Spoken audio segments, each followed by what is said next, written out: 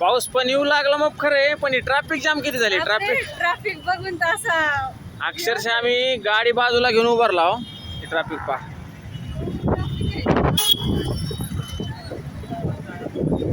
बघितले काय ट्रॅफिक.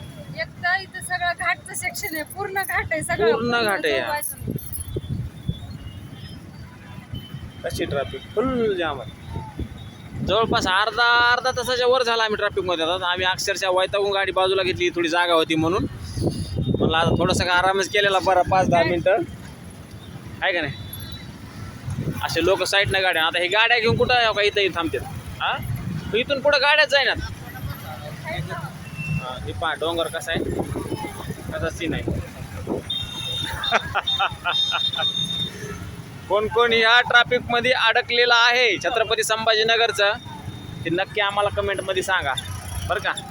आम्ही तर अडकलेलो आहोत. आम्ही तर अडकलो. एवढं अडकलो की आता किती वेळ लागते बाहेर निघायला काय आता आम्ही इथून निघणार, इथून निघलं की ह्या इथे येऊन थांबणार.